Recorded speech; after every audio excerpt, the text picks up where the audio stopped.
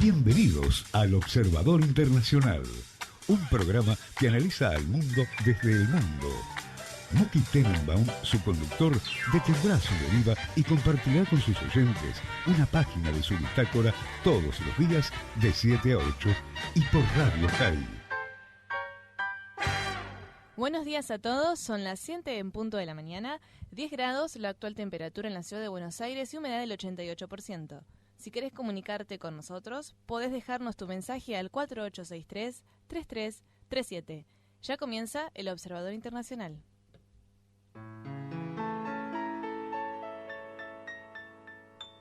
No me quite pa. Hola Muki, ¿cómo estás? Hola, ¿cómo están ustedes? Acá acaba de pasar el último fin de semana de agosto y con esto se terminaron las vacaciones para los europeos y ahora llegó el Los momento políticos de la van a verdad. tener que volver a trabajar.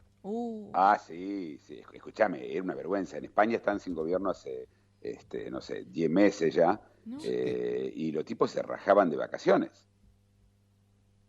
Qué mal, ¿eh? Sí, pero no sabe lo que fue.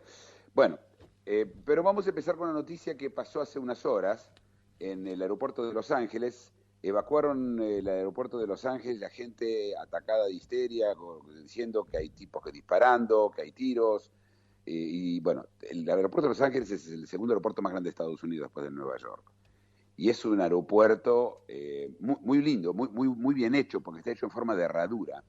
Y eso permite que la salida es decir, no tenés que caminar por el aeropuerto después de haber hecho inmigraciones y ¿cómo se llama? Y cuando haces las valijas, ¿no? Cuando sacás las valijas, Sí. o sacás el equipaje, porque el aeropuerto todo tiene salidas. Entonces es muy bueno. El único que se le parece es el de Charles de Gaulle en Francia. Y es un aeropuerto que llegó para hacer inmigraciones, cuando uno llega con un vuelo no habiendo tocado otro lugar en Estados Unidos antes, es un tema en general, inmigraciones lleva mucho tiempo en Estados Unidos y en Los Ángeles, cuando caíste con todos los vuelos que llegaron de China, sonaste. Estás ahí 2 o 3 horas. Pero lo que pasó fue, bueno, como dije, evacuaron, se habló de un atentado, de gente disparando, etcétera, y al final arrestaron a un tipo que la verdad que es para los viernes esto. Yo no sé, tenía que contarlo el viernes, porque no se puede creer. El motivo del pánico es un señor disfrazado del zorro.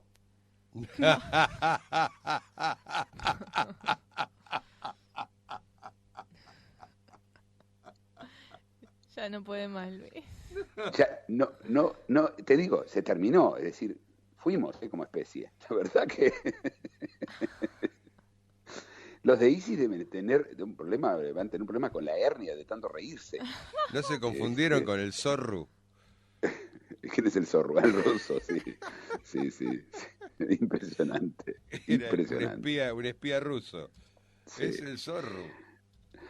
O como decía el chiste. Bueno, ISIS ¿Te acordás de como Gracias, hoy- Superman? ¿Cómo era? Ese que aparecía un tipo, había un tipo que estaba cayéndose de una azotea, viene Superman volando, lo rescata, ¿no? Y lo pone en la BC, gracias, zorro. Porque tenía la S en el pecho. Del zorro de ese. Gracias, Sí. zorro. Sí. Hoy leí un artículo por qué la S, la C, perdón, se dice como la Z en España y no en América Latina.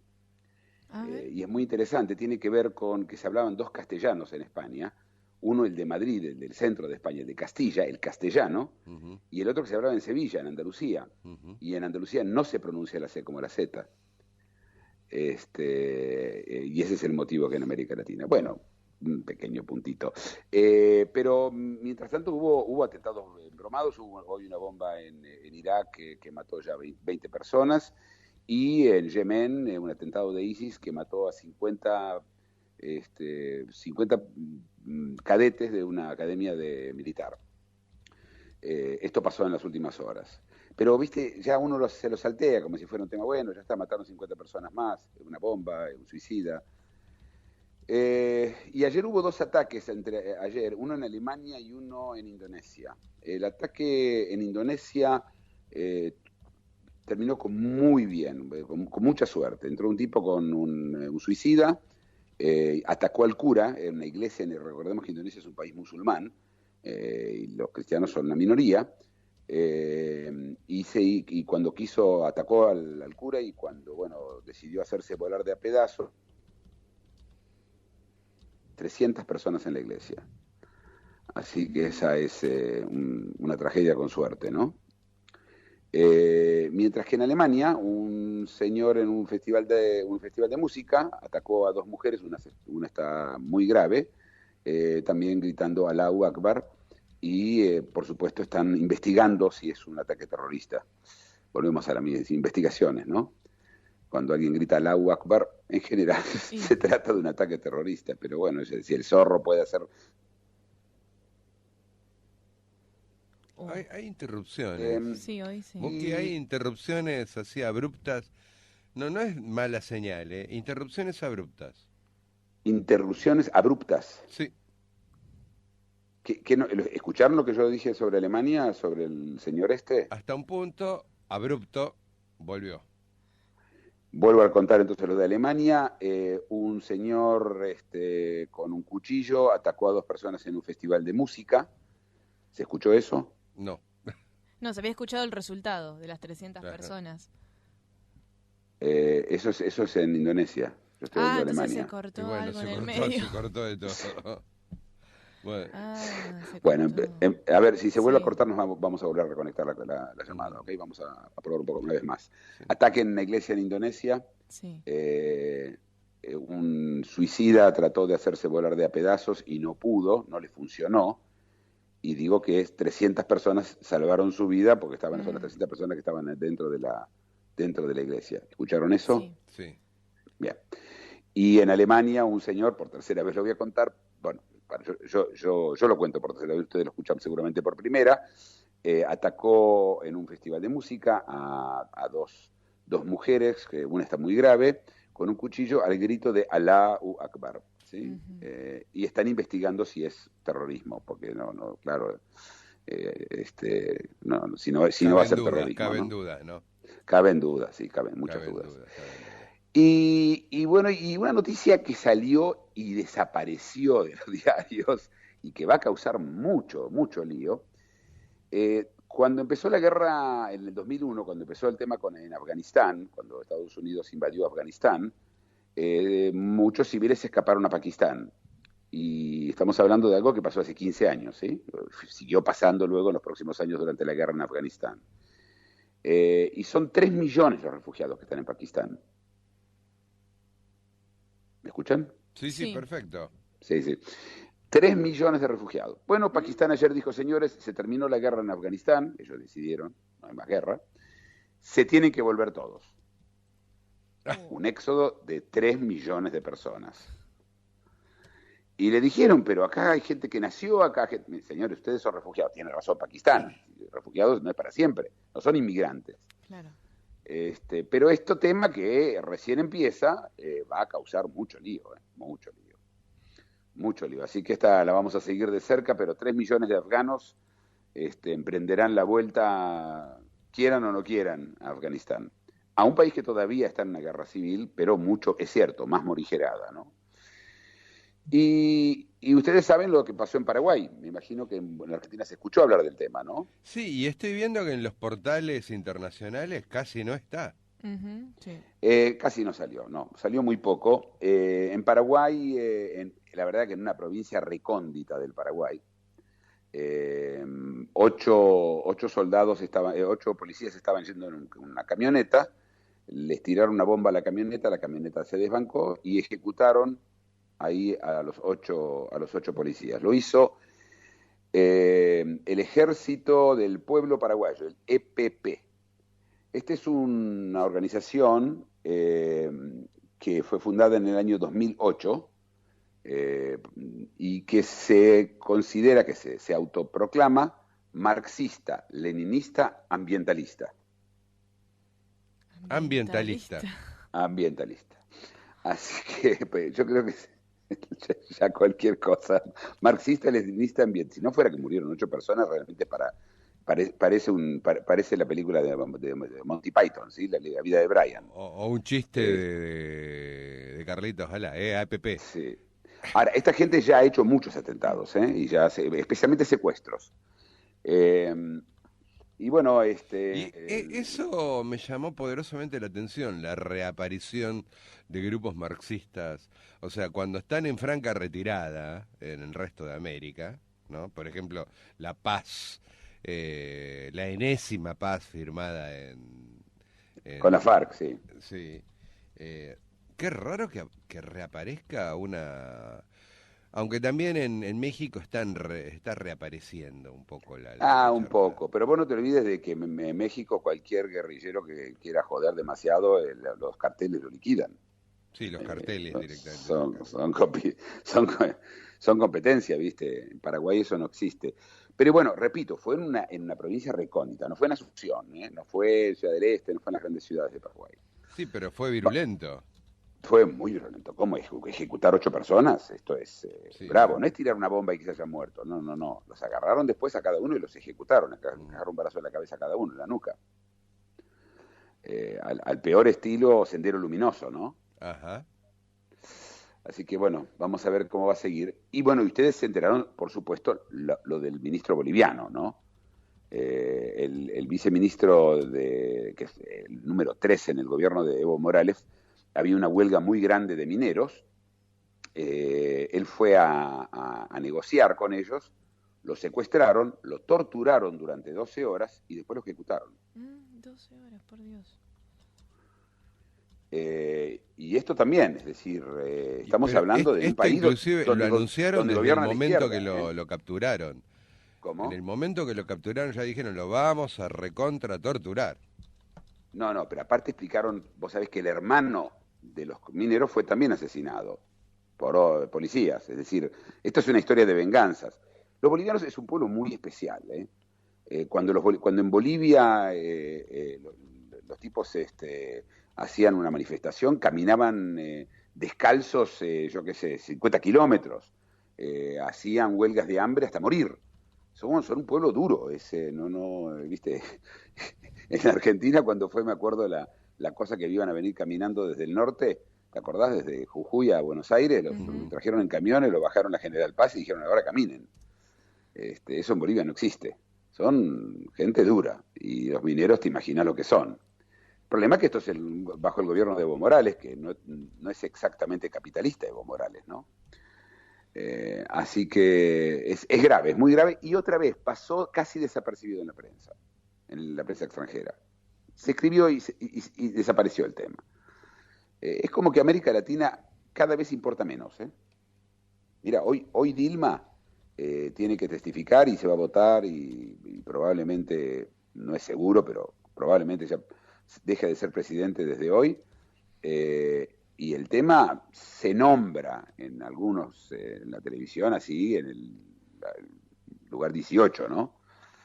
Y estamos hablando del presidente de Brasil, uno de los países del BRIC, ¿sí? Uno de los 4 países de desarrollo más grandes del mundo. Interrupción.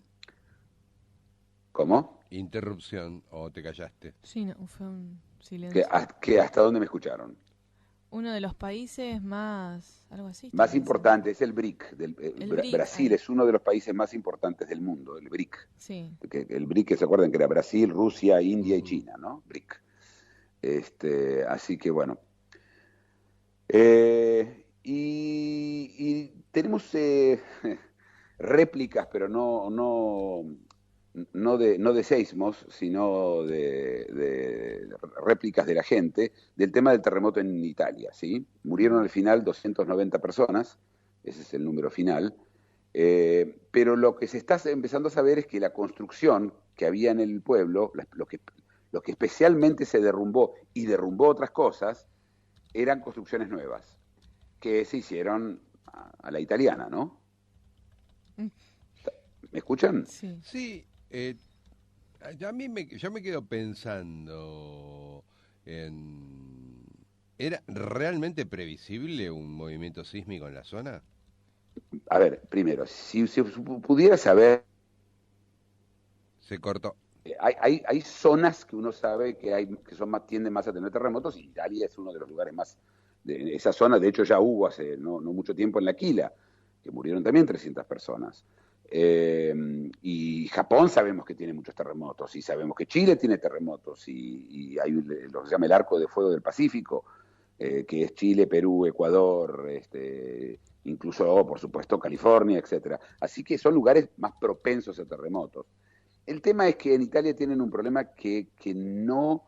hay que encontrar un culpable, ¿sí? La otra vez, cuando fue el terremoto de L'Aquila, yo no sé si ustedes se acuerdan, a un ingeniero lo metieron en cana en Italia, solo ganó la Suprema Corte, porque no previó el terremoto. Nadie puede prever un terremoto. Claro.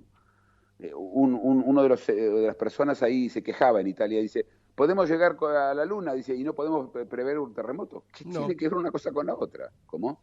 No, claro. Tampoco se puede curar el resfrío. Sí. ¿Viste? Así que, pero lo importante es que recordemos que Italia está con un problema serio con los bancos. Los bancos están descapitalizados, los bancos están en situación grave, Italia le está yendo mal, y entonces se usa el terremoto para distraer también. Y si tenías alguna duda, hoy lo dijo Renzi, el primer ministro, lo más importante es evitar que la mafia se apodere de la reconstrucción. ¿Eso es lo más importante? ¿En serio? ¿Que la mafia se apodere de la reconstrucción de un pueblito en Italia? Yo qué sé. Vamos a nuestra primera canción y de paso le voy a pedir a Ezequiel que me vuelva a llamar así a ver si mejoramos la llamada. Muy bien, vamos. Muki Tenenbaum es el observador internacional. De lunes a viernes, recorre con sus análisis y reseñas los aconteceres y devenires del mundo, en exclusiva para Radio High. El Observador Internacional, de lunes a viernes, de 7 a 8, por Radio High. Un espacio en el cual Muki Tenenbaum, desde algún lugar en el planeta, analiza las realidades y desafíos del mundo contemporáneo.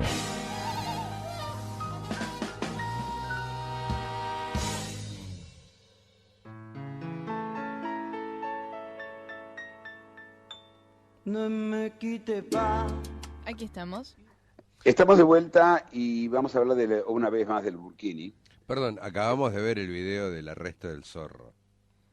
¿Te gustó? Pobre tipo. Está mal. Estaba sentadito en una silla el tipo. Se tiraba al piso. Lo hicieron arrastrar por el piso al zorro. Era patético, realmente era patético. Bueno, sí, las cosas que uno tiene que ver. Voy a hablar del Burkini. Ayer la instancia judicial más importante de Francia prohibió, por ahora, hasta que tome una decisión final, prohibió prohibir el Burkini, ¿sí? Bueno. Pero ya los alcaldes dijeron que no piensan acatar. Bueno. Qué lindo, ¿no? Hacemos lo que queremos. Sí, hacemos lo que queremos, sí. ¿Es un silencio o es un importantes. corte? No, es un corte. Sí. ¿Cómo? Es tan inesperado, porque es una... o sea, porque no es una baja calidad de señal, ¿eh? La calidad No, es excelente. son cortes, me está pasando lo mismo a mí. Y de hecho, cuando yo escuchaba la música, se me cortaba a mí también, así que no es que lo mío se corta, porque como yo hablo, se escucha el corte, ¿no? Uh-huh. Vos querés que salga un cartel antes, ¿no? En 10 minutos va a haber un corte, ¿no? No, pero es distinto a como a veces sucedía, que se deterioraba, ¿no? Esto es abrupto. Sí, quizás nos están cortando el internet a propósito para que no podamos contar la historia, la verdad. Son las Fuerzas Armadas sí. Paraguayas. Sí, las hay Fuerzas Armadas, el ejército. Ecologistas paraguayas. Lógica, ¿no? Bueno, ¿ahí me escuchan? Ahí sí. Bueno, el Burkini. Estaba contando también sobre el velo en Alemania. Hubo una encuesta esta semana, en donde la mayoría de los alemanes no quieren que la gente ande con velo en la calle. Esto es una discusión realmente, ya empieza a ser infantil. ¿Cómo? Bizarra, sí. Sí, infantil. Bueno, ya veremos qué va a pasar con él. Pinas, el comisario en jefe de la policía, recordemos que ahí está Rodrigo Duterte, el tipo el enemigo de los traficantes de drogas, el comisario general llamó a la población a quemar las casas de los traficantes con los traficantes adentro. Este Duterte no para, ¿eh? No para y Se ya redobla la apuesta cada vez más, ¿eh? Así es. Las Naciones Unidas no quieren, cortamos con las Naciones Unidas. Cualquier cosa, él va. Veremos a dónde están.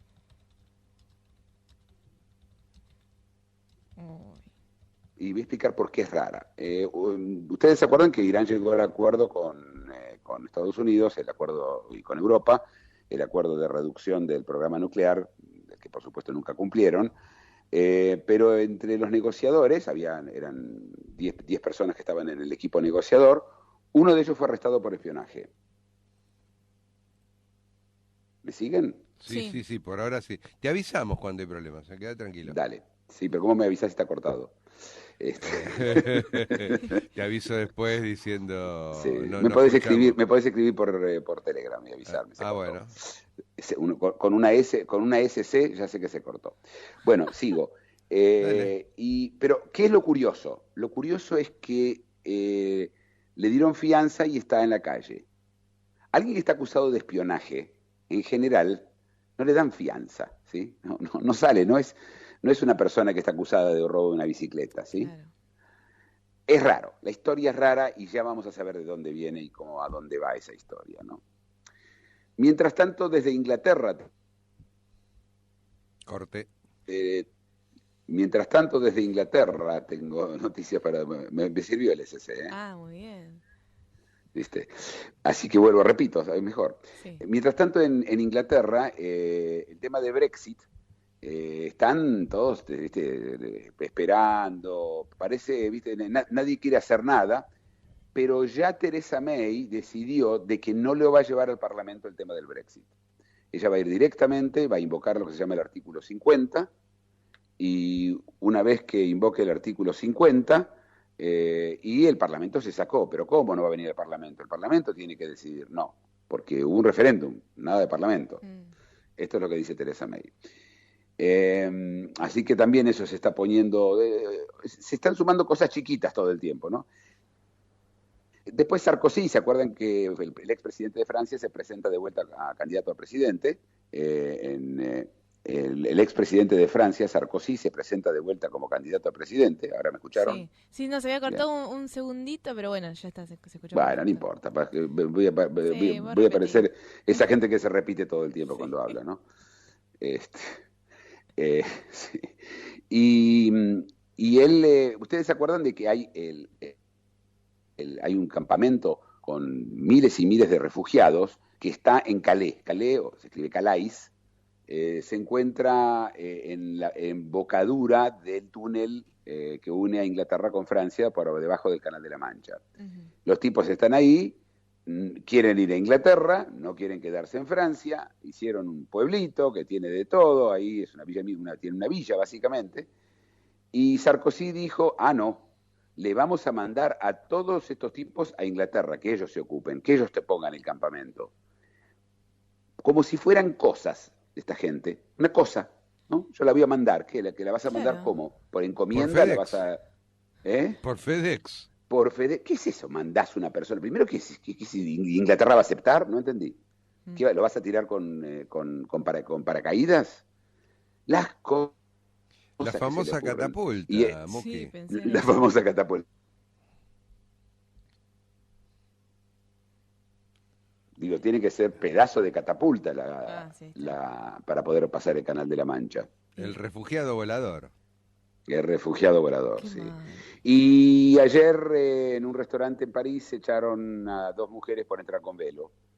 Y por supuesto todo el mundo puso el grito en el cielo. Pero son cosas chiquitas, ¿eh? Estamos hablando de un estado de ánimo, cosas que demuestran un estado de ánimo. Y yo llamaría el estado de ánimo, estamos podridos. Sí. Pero yo no sé qué quiere decir eso desde el punto de vista electoral cuando sean las elecciones en abril. Y si ya estamos en Francia, les voy a contar una ley que salió en Francia que es demente. Directamente al que se le ocurrió es un demente. Ustedes vieron que cuando vos haces una búsqueda en Google de imágenes, ¿sí? Sí. Pones algo y aparecen, viste, imágenes de que, bueno, no sé, pusiste gatito feliz o Duterte o cualquier cosa, aparecen imágenes, ¿sí? Sí. En el Google, en el buscador. Ajá. ¿Me siguen? Sí, perfecto. Bueno, en Francia, de ahora en más, cuando aparezca una imagen y la imagen tenga derechos, que es casi todas las imágenes, se van a tener que pagar esos derechos. Es decir, Google, cualquier imagen que muestre va a tener que pagar derechos.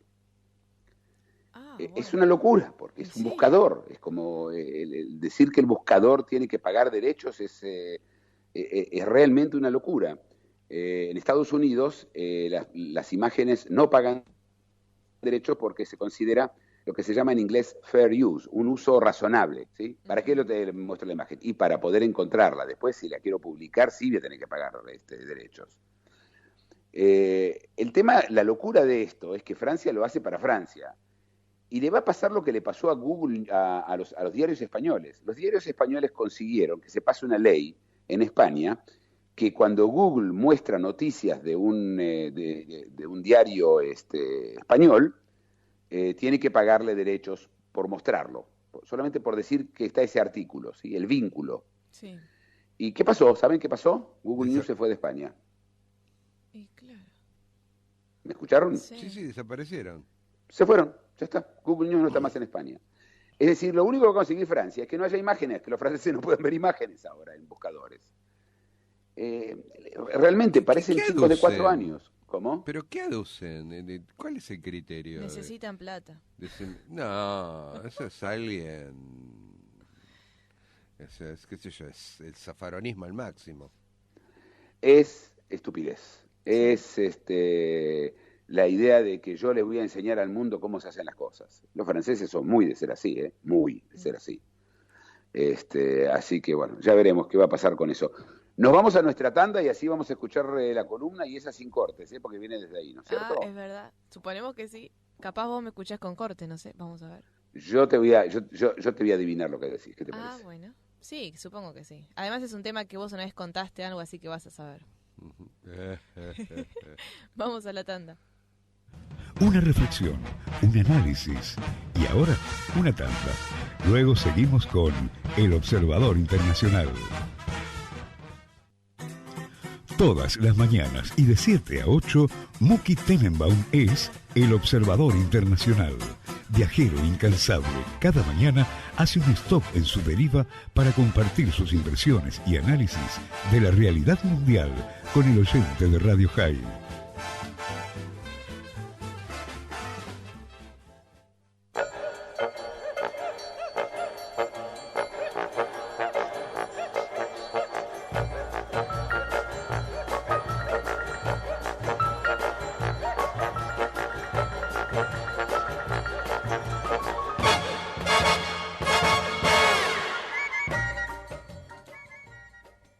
La columna de Tati.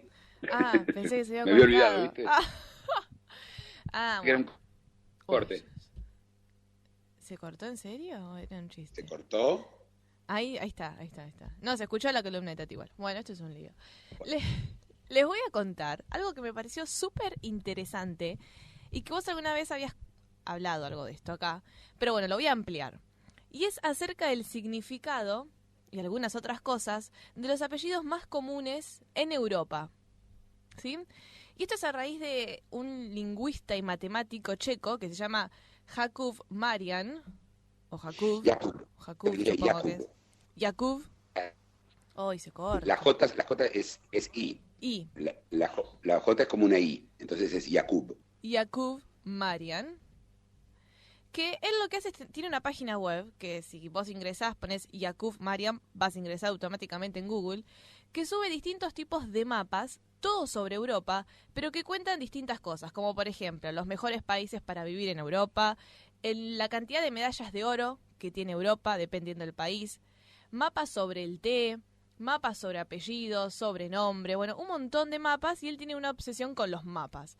Y este mapa, que publicó hace un tiempo, es acerca de los apellidos más comunes en cada país y aparte da el significado de por qué se utiliza ese tipo de apellido. Es decir, hablando del prefijo, del sufijo, de lo que significa, etcétera. Y, por ejemplo, el primer dato importante es que los islandeses no utilizan el apellido de sus padres, como por ejemplo en Argentina, ¿no?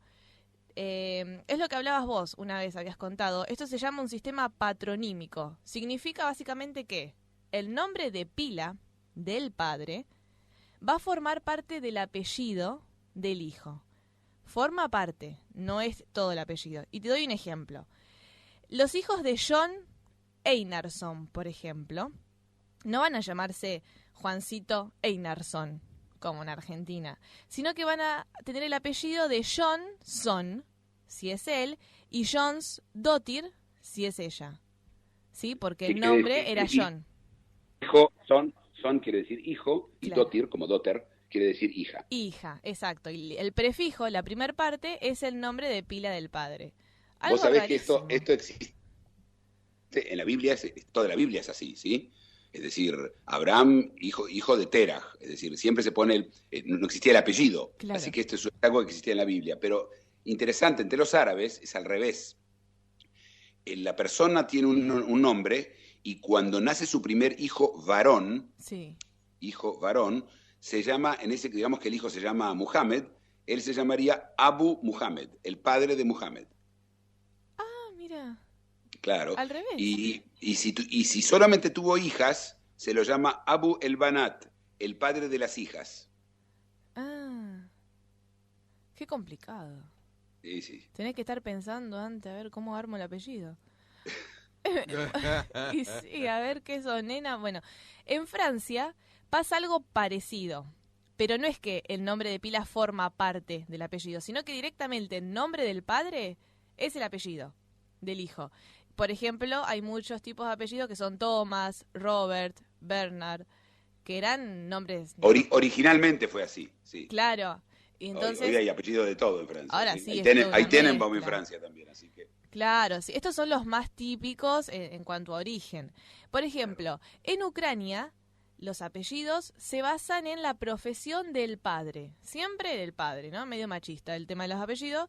Pero bueno, en la profesión que hizo el padre. Si el padre era herrero, si era tejedor, si era sastre, en base a eso se pone el apellido. Obviamente en ese idioma. Y, por ejemplo, los apellidos alemanes también están relacionados con la profesión. La mayoría, no todos, después se van mezclando. Ahora les voy a contar algunos apellidos muy comunes en países y qué significa. Por ejemplo, acá hay una mini lista sobre sobre apellidos que se relacionan con el nombre de pila, ¿no? Lo que había contado, por ejemplo, que pasa en Islandia. En Bélgica, el apellido más común es Peters, ¿sí? Que significa hijo de Pedro. Y también... Ay, se corta. No Ah. dije nada, no hay lo que cortar. Ah, está bien, está bien. Y también en Bélgica, por ejemplo, se utiliza o existe mucho el apellido Dubois, ¿se pronuncia? Dubois, Dubois. Dubois, que significa del bosque, ¿sí? Sí, Dubois, de bosque, bueno, eso se utiliza en Bélgica. En Bielorrusia, por ejemplo, el más común es Ivanov, que significa hijo de Juan. En Bulgaria... Iván es Juan en ruso, sí, y en bielorruso también. Ah, mirá. Claro, Iván es Juan. O sea que Nov es hijo. Ivanov Ov. es hijo, claro, así es. Mira. Así es. Qué interesante. Bueno, en Dinamarca, por ejemplo, el apellido más común es Nielsen, que significa hijo de Niels. Que a De su vez, Nils. que Nils significa Nicolás. O sea Así que es, si tu papá se exactamente. llama Nicolás, vos te vas a llamar de apellido Nielsen, porque sos el hijo de Nicolás. En Estonia también se utiliza Ivanov, que significa hijo de Juan. Y también Tam, que Tam significa roble. ¿Sí? O sea, no sé Bueno, qué... Tenenbaum significa árbol. Árbol. Ay, se corta. Ahí se fue, me parece. ¿Me escuchaste ahora? No, ahora sí, ¿qué significa Tenenbaum? Tenenbaum significa árbol de Navidad, lo cual es bastante curioso sí. para un judío. Lo habías Pero bueno, contado. alguien lo tenía que vender, ¿no? Sí. En Noruega, por ejemplo, el apellido más común es Hansen, que significa hijo de Hans, que es la forma corta de decir Johannes. O sea, Juan. Johannes, que quiere decir Juan. Juan. También. Claro, son todos Juan, te digo acá. Todo Juan. En Serbia, por ejemplo, el más común es Jovanovic, que también es Jovanovic. Jovanovic, también es con la J. Jovanovic. Jovanovic, hijo O de Juan. Jovanovic, depende si lo decís en... Jovanovic sería en Croacia, en Serbia es Jovanovic. Ah, mira, con H, como si fuera una H. También significa hijo de Juan. Y ahora tengo otro hijo de otro, que es en Suecia, se utiliza mucho Anderson, que es hijo de Andrés. ¿Sí? Así es. Después, el más común en España, adivina cuál es. Luis. Y vos. García. Sí, García. Que es el patronímico que procede de una palabra vasca que significa oso. ¿Sí? O también puede significar joven. Proviene hace muchos años, bueno, de ahí viene ese apellido. Ahora, Y si es, espera, y si Sí. es un oso joven es García. García al cuadrado. Sí. Ahora les voy a contar algunos apellidos que tienen que ver con los adjetivos. Por ejemplo, en Eslovenia el más común es Novak o Novak, Novak. Sí. que significa hombre nuevo. O sea, esos son adjetivos que después se convierten en apellidos. En Finlandia tenemos a Korhonen. Korjonen. ¿Sabes qué significa? Que escucha mal. Es otra forma de decir sordo. Ah, esto es muy bueno para el caso de este programa de hoy, Sí, ¿no? Donde tal se escucha mal. Claro. Tal cual. Después tenemos en Hungría, el más común es Nagy, que significa Nagy. grande. En Italia, el apellido Se pronuncia Nagy. Nagy. Nagy. Parece el traductor, ¿viste? Cuando te traduce. Bueno, en Italia, el más común es Rossi, que significa rojo. Y en Rusia se utiliza mucho el apellido Smirnov, que significa pacífico. Y por último, de los adjetivos, tengo uno en Turquía, que es el más común, Yilmaz. Ilmaz. Yilmaz sin la Y. Sí, la Y es una I. También en turco. Claro, como que 2 I tiene. Ilmaz, que significa valiente. Y por último, te voy a decir algunos del lugar de origen. Es decir, vos tenés tu apellido en base a dónde naciste. Y después, bueno, se empezó como a reproducir. Pero en sus orígenes fue por esto que te apellidaba. ¿Apellidaba se dice? Bueno, no sé cómo se dice. Sí, apellidaba, ¿Apellidaba? sí. ¿Está bien? Bueno. En Austria, por ejemplo, es muy común el apellido Gruber, que significa una persona de groove. Le agregás la otra parte después. En Croacia se utiliza mucho Horvat, que es croata. Significa eso, croata. O sea, de Croacia. Sí. Todos se llamaban Horvat, entonces. Todos de Croacia. Claro, lo que pasa es que el país no se llama Croacia, nosotros lo llamamos Croacia. Es Hirvasi, es el nombre local del idioma. Pero es importante contar porque los apellidos de ciudades, por ejemplo, con lugares en España, los apellidos como Barcelona, incluso los apellidos que tienen que ver con un país como Franco, los apellidos que tienen que ver con colores como Blanco, Sí. son apellidos judíos originalmente. Mira. Así es, y es importante para todos esos que quieren sacar la ciudadanía española basados en el hecho de que son descendientes de los judíos españoles, todas estas personas pueden aplicar y conseguir una ciudadanía europea. Buen dato. Y les voy a contar los últimos dos. En Moldavia, el más común es Rusu, que proviene de ruso. O sea, del lugar de origen, Rusia. Vos sos Rusu. Y en Francia, el más común es Martin, que esto significa de Marte. O sea que si naciste en Marte, te llamas Martin. No sé qué lógica tiene, pero viene del dios, ¿viste? Del planeta. Viene del dios y no del planeta. Así es, del dios Marte, que era el dios de la guerra. Claro, el dios de la guerra. Y también se popularizó por San Martín después, pero el más común en Francia es Martín. Es como el García de España o el Rossi de Italia. Hay muchos Martínez en Francia, muchísimos ¿En serio? Martínez. Martínez lo pronuncian, Martínez.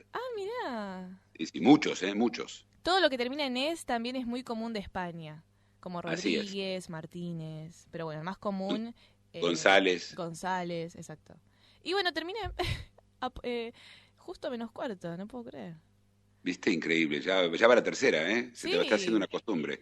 Nos vamos a la canción y después vamos a escuchar interrumpidamente siempre el final del programa. Muy bien, somos ¿Korhonen era? Sí, el que escucha mal, el sordo, de Finlandia. Los finales. Sí, Vamos dale, a vamos. nuestro tema. Chao. De lunes a viernes, Muki Tenenbaum es el observador internacional por Radio High. Viajero incansable. Cada mañana hace un stop en su deriva para compartir sus impresiones y análisis de la realidad mundial con el oyente de Radio High.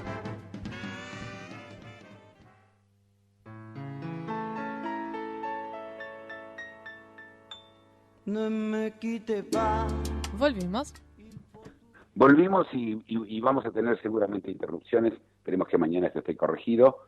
Y bueno, sigan poniéndome SC cuando se corta, así Bueno. puedo saber qué tengo que volver a decir. El viceprimer ministro de Alemania, en la mano derecha, el número 2 de Merkel, se llama Sigmar Gabriel.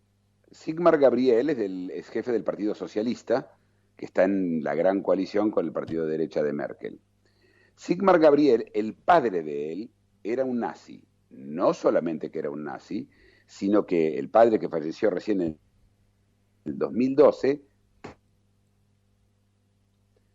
en un momento determinado, en las manifestaciones, ¿me escuchan? El padre falleció y nada más era, ¿no? El padre falleció y siguió siendo nazi y además negaba el holocausto. Ah. Era un negador del holocausto, un negacionista. ¿Por qué lo cuento? Que hubo contra los inmigrantes, le gritaron a Sigmar Gabriel: tu padre se hubiera avergonzado de vos.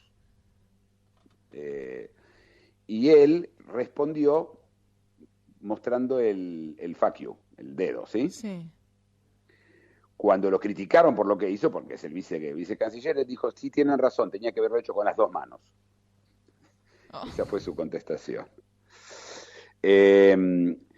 Y la historia es que Merkel hizo un llamado a los turcos alemanes, no a los turcos de Turquía, pidiéndoles de que sean leales al gobierno alemán y no al gobierno turco. Hay 3 millones de turcos en Alemania.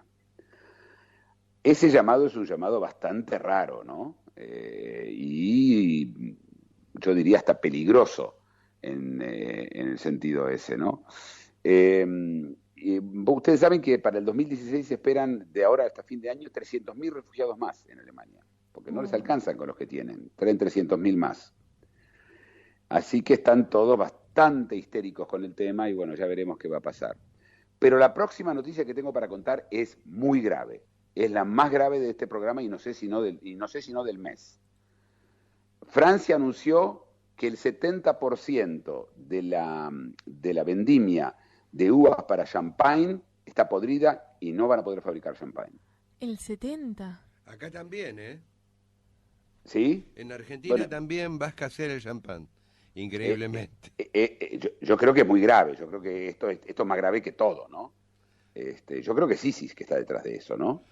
En Argentina fue por creo que las sequías o algo así, y va a faltar el champán, increíblemente. Bueno, allá no es por la sequía, allá es por un bicho, un hongo que tiene la uva. Pero lo interesante de la historia es que esto fue titular en los diarios franceses. Y no es que Francia no tiene de qué hablar, ¿sí?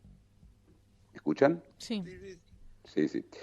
Así que, bueno. Pero es un problema nacional, flaco. Es un problema nacional, sí, sin duda. Es un problema grave, ¿eh? Bueno, ahora les voy a contar un problema menos grave, y es que el fondo de pensiones japonés, de jubilaciones japonés, que es gubernamental, ¿sí?, perdió el 15% de todo su dinero, 52 billones de dólares, en 2016. Es decir, ustedes entienden, es un fondo, ¿sí? Es un fondo de la jubilación de la gente, ¿está claro? Sí. ¿Cómo lo perdió? Lo perdió porque el gobierno le pidió que invierta el 50% de todo su dinero en acciones japonesas para ayudar al mercado japonés.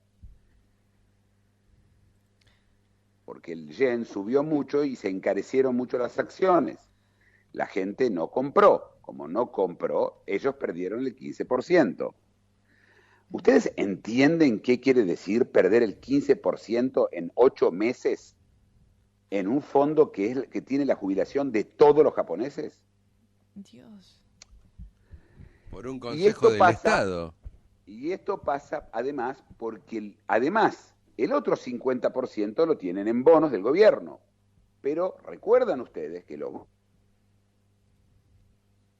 japoneses, sino también en Europa, dan interés negativo. Es decir, que si vos compras un bono hoy a 100, ¿sí? Sí. El gobierno te devuelve 95, o 98, o 97, no importa cuánto, pero menos. Pero menos. Es decir,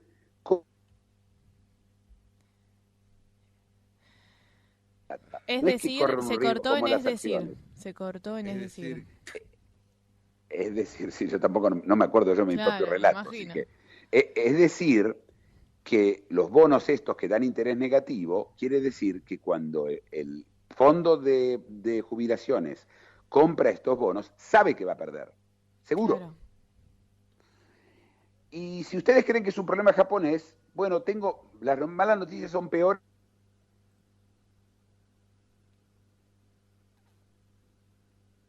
No va a poder pagar las jubilaciones.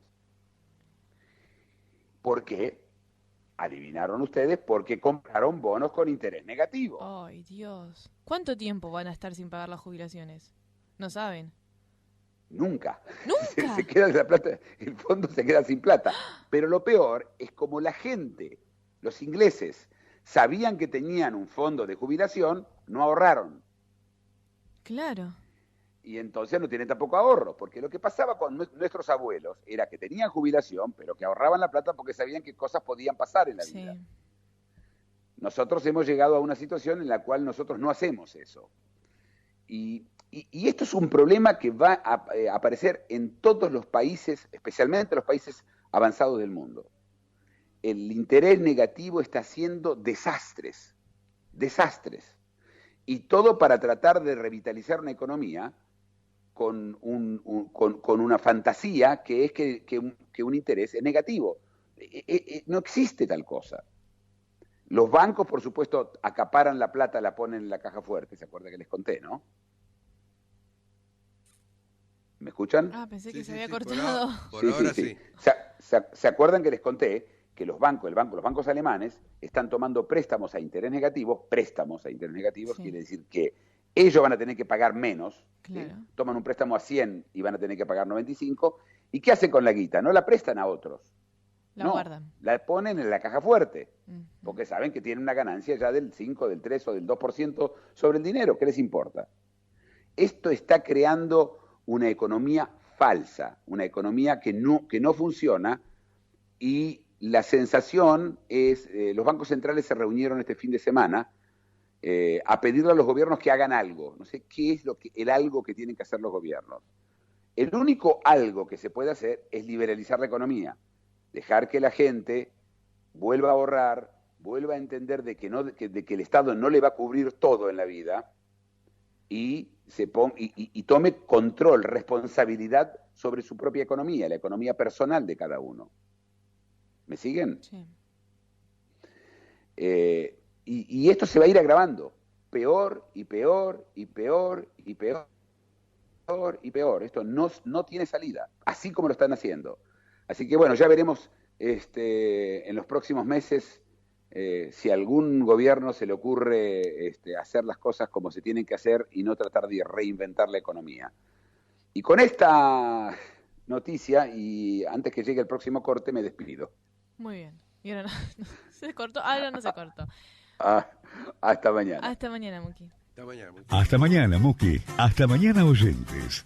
En 23 horas regresa El Observador Internacional.